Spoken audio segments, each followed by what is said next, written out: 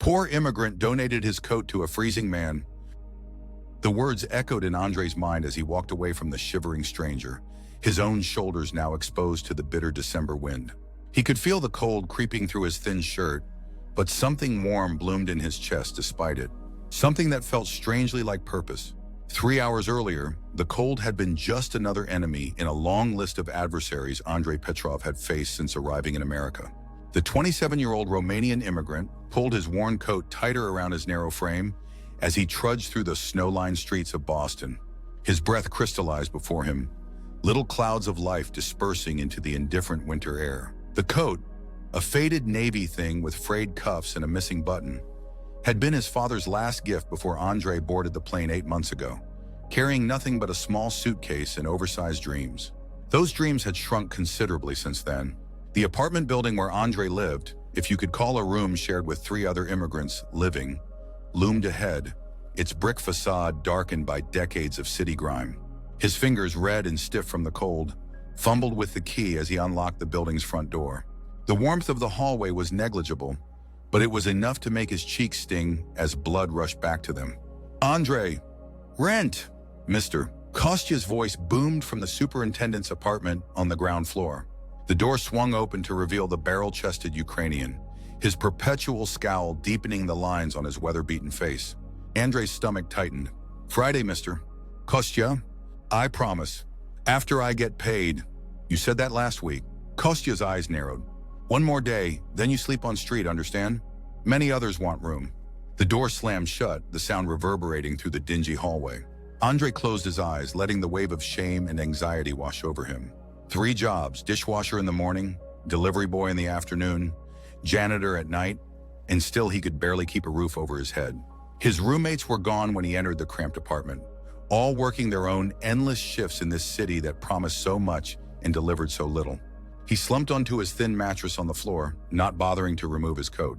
The radiator hissed and clanked but provided little heat. Through the building's thin walls, he could hear arguments in various languages, crying children, and occasional laughter, the symphony of shared struggle. From his pocket, Andre pulled out the crumpled letter he'd received that morning. He smoothed it on his knee, though he'd already memorized its contents.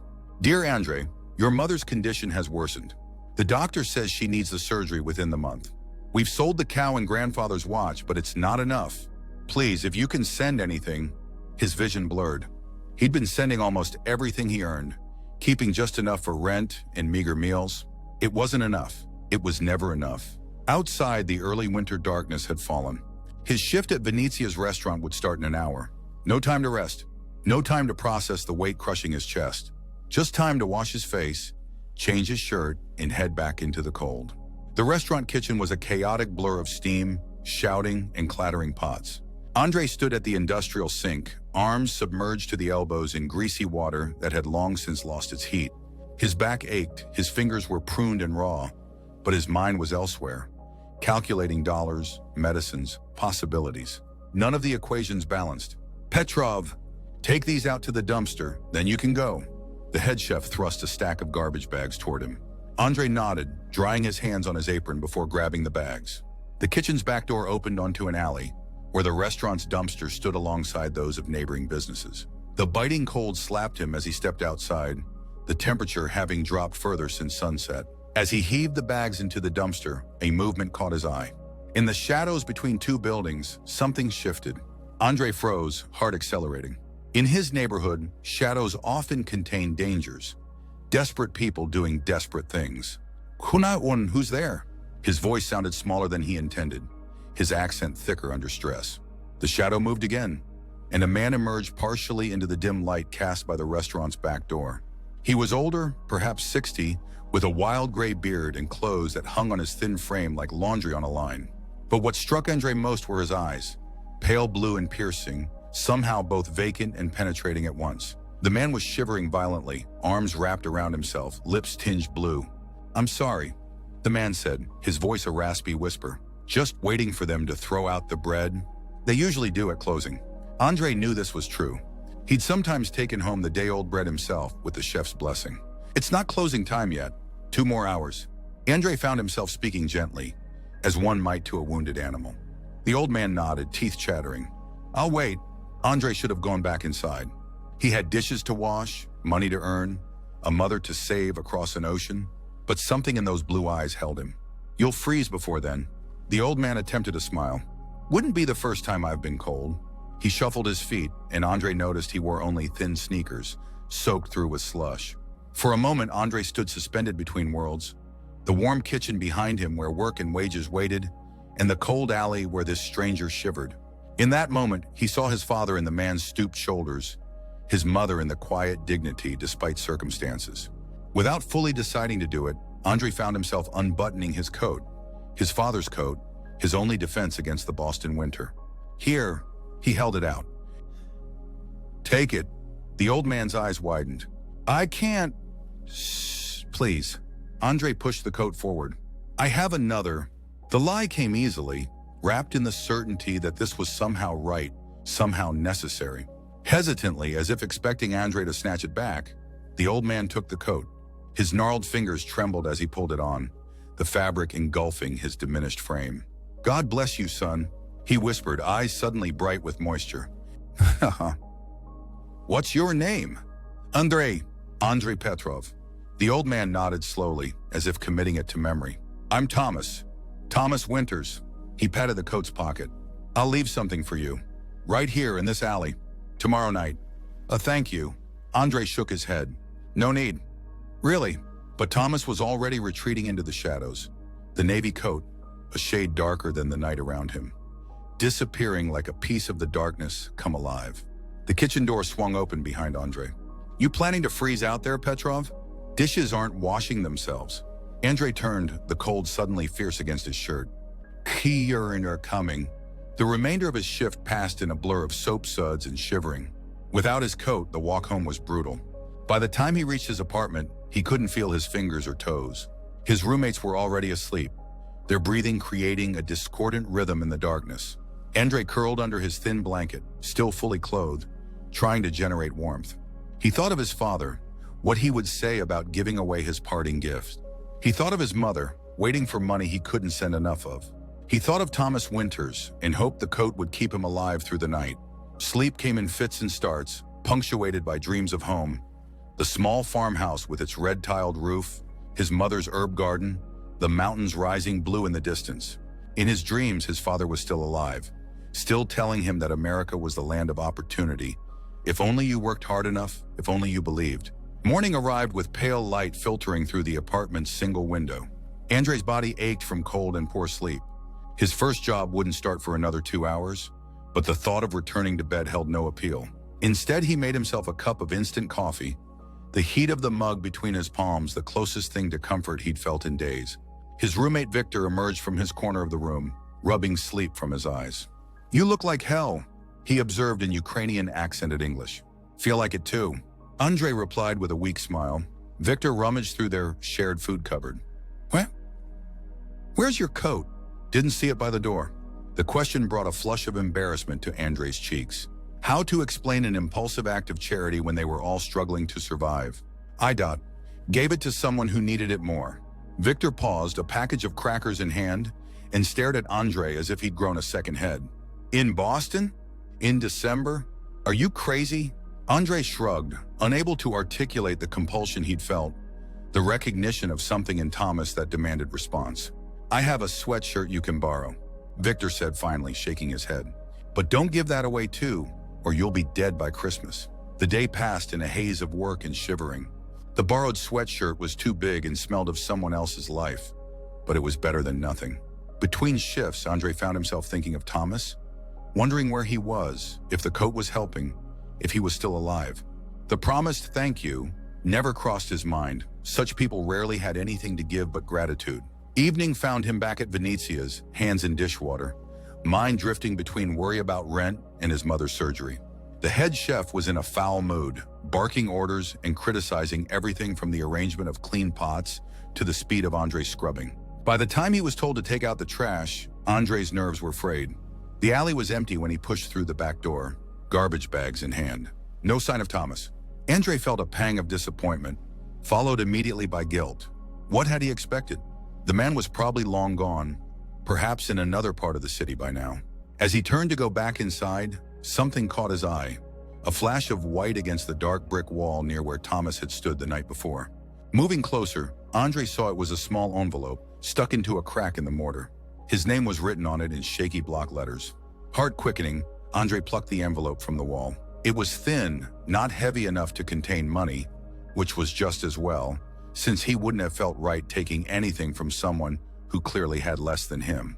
Instead, when he carefully tore it open, he found a single sheet of paper folded in thirds.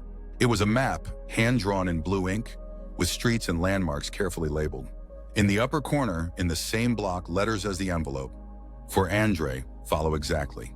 At what appeared to be the destination, a large X was marked with the words, "The Treasure." Beneath it, Andre stared at the map, confusion and disappointment mingling in his chest. Was this some kind of joke? Or was Thomas not right in the head after all? The map showed what looked like a section of Boston he wasn't familiar with. Somewhere near the harbor, perhaps. He was about to crumple it up when he noticed something else in the envelope. A small brass key, tarnished with age. It had an unusual tooth pattern and a decorative top shaped like a star. "Petrov, break's over," the chef's voice cut through his thoughts. Andre quickly tucked the map and key into his pocket and hurried back inside, his mind now occupied with this strange development. Throughout the rest of his shift, his fingers kept returning to the pocket, touching the map and key as if to confirm they were real. When he finally left the restaurant at midnight, exhaustion tugged at him. His apartment was a 30-minute walk in the opposite direction from the area indicated on the map. Logic said to go home, get some sleep, forget about the strange gift from a possibly delusional homeless man. But curiosity pulled at him with unexpected force. What if there was something to this treasure? What if Thomas wasn't crazy, but grateful in a way Andre couldn't yet understand? The decision seemed to make itself. Turning away from the path home, Andre began walking toward the harbor, the map clutched in his increasingly cold hand. The city transformed as he walked. Businesses giving way to warehouses, then to older buildings that spoke of Boston's maritime past. The streets grew narrower, and the sounds of late-night revelry faded behind him. Few people were out in this area at this hour. The occasional security guard, a couple hurrying to their car, a taxi cruising for fares. Andre consulted the map frequently, his breath fogging the paper. The route took him down streets he'd never seen before, past old brick buildings with arched windows and ornate cornices that spoke of a different era. Despite his exhaustion and the cold seeping into his bones, a strange excitement built within him. The final turn brought him to a narrow street lined with what appeared to be converted warehouses. Old loading docks had been transformed into storefronts, most dark at this hour. Halfway down the block, the map indicated his destination with its prominent X. Andre stopped before a building with a faded sign reading, "Winter's Maritime Antiques." The windows were dark, the door obviously locked. A thick layer of dust on the display windows suggested the business hadn't been open in some time. Winters. The name hit Andre like a physical force. Thomas Winters. This couldn't be coincidence. With trembling fingers, partly from cold, partly from nervous anticipation, he withdrew the brass key from his pocket. The lock on the front door was modern, not something this antique key would fit, but the map had an arrow pointing to the side of the building, with the notation "Service Entrance." Following this guidance, Andre found a narrow alley beside the building and a weathered wooden door partially hidden behind a stack of empty crates. The lock here was old, a brass plate surrounding a keyhole that looked the right size for his key. Heart pounding, he inserted the key. It slid in smoothly as if it had been waiting for him. When he turned it, the lock clicked open with surprising ease. Andre hesitated. Breaking into a building, even with a key, felt wrong, dangerous. But Thomas had given him this key, this map, had told him to come here. Surely that made it not quite legal perhaps, but not entirely criminal either. Before he could talk himself out of it, Andre pushed the door open and stepped inside. Darkness enveloped him immediately. The air was still and carried the scent of old books, polished wood, and something else. A hint of the sea perhaps, or the ghosts of objects that had traveled across it. Andre fumbled for a light switch, finding one just inside the door. A single bulb illuminated what appeared to be a back room of the shop. Shelves lined the walls filled with maritime artifacts, ships in bottles, navigational instruments, faded maps and frames. A workbench stood along one wall, tools laid out with careful precision, a half-finished ship model resting upon it. Everything was covered with a fine layer of dust, undisturbed for what looked like months. Andre moved cautiously through the room, following a narrow path between stacked crates and furniture draped in sheets. At the far end, a door led to what he assumed was the main shop area. This room was larger, with tall windows facing the street, now covered by security shutters. Display cases formed islands in the space, while more shelves and cabinets lined the walls. In the faint light spilling from the back room, Andre could make out collections of compasses, sextants, figurehead carvings, and countless other nautical treasures. But it was the desk at the center of the room that drew his attention. Unlike everything else, it seemed recently disturbed, the dust pattern broken by what looked like handprints. On its surface lay a leather portfolio, prominently placed as if waiting for him. Andre approached slowly, half expecting someone to emerge from the shadows and demand to know why he was trespassing. The portfolio was old but well-maintained, the leather soft and worn in places. A simple brass clasp held it closed.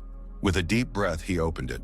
Inside was a collection of documents, property deeds, business licenses, bank statements, and a handwritten letter on top.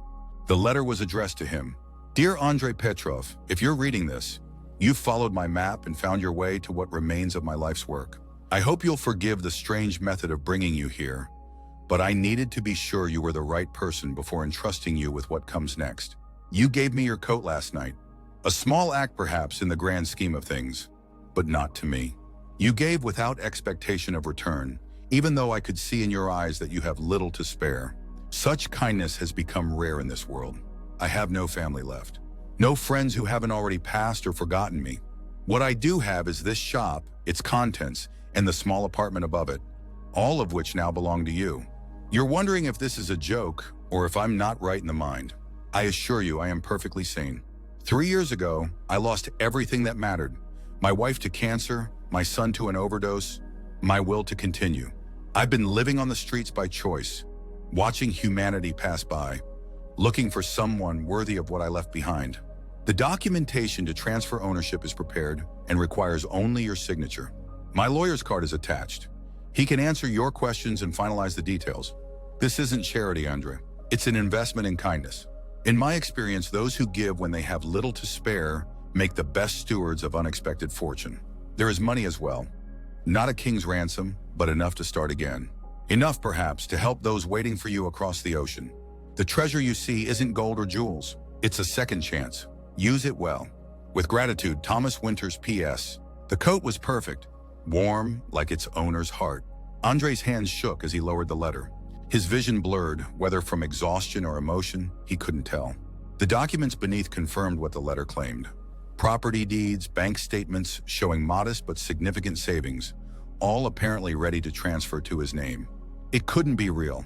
These things didn't happen, not to people like him, not in the real world where kindness was more often punished than rewarded. Yet here he stood, in a shop full of treasures from the past, holding papers that promised a future he hadn't dared imagine.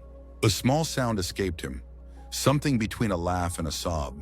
Andre sank into the chair behind the desk, the reality of his situation washing over him in waves. His mother could have her surgery. He could have a home, a real home, not a mattress on a floor. He could build something here, continue Thomas's work, or create something new, all because he'd given away a coat. The irony wasn't lost on him. His father had given him that coat as protection against the American winter, never imagining it would protect Andre in a far more profound way. As dawn approached, Andre remained in the shop, examining his unexpected inheritance. The maritime antiques told stories of journeys, discoveries, and connections across vast distances. He ran his fingers over a carved compass rose, its points marking directions to worlds unknown. For the first time since arriving in America, Andre felt something like hope, not the desperate kind that had sustained him through endless shifts and lonely nights, but something steadier, more substantial, a foundation upon which to build. When morning light began to filter through the cracks in the shutters, Andre finally rose from the desk. He had decisions to make, calls to place, a life to reconfigure. But first, he needed to find Thomas, to thank him, to understand, perhaps even to convince him to share in this second chance. Andre carefully gathered the documents, securing them in the portfolio. As he turned to leave, something caught his eye. A photograph in a simple frame, partially hidden behind a model ship on one of the shelves. He lifted it carefully, wiping away dust with his thumb. The picture showed a younger Thomas standing proudly in front of the shop, arm around a woman with kind eyes and silver-streaked hair. Both were smiling, their happiness radiating from the faded image. Behind them, the shop window displayed its treasures, and the sign above gleamed with fresh paint. Andre placed the photograph in the portfolio alongside the documents. Whatever happened next, he would honor the couple in this picture. Their life, their work, their belief in the power of kindness to transform. Outside, the city was waking. Morning light painted the old buildings in gold, revealing beauty Andre had never noticed in his exhausted commutes. He pulled Victor's borrowed sweatshirt tighter around himself, but the cold didn't bite as fiercely now. He began walking, not toward his shared apartment, but back toward the areas where the city's homeless gathered. He would find Thomas. He would understand this gift. And then, together perhaps, they would discover what it meant to navigate by the compass of kindness in a world that had forgotten its power. The map that had led him to the shop was still in his pocket, creased now, but intact.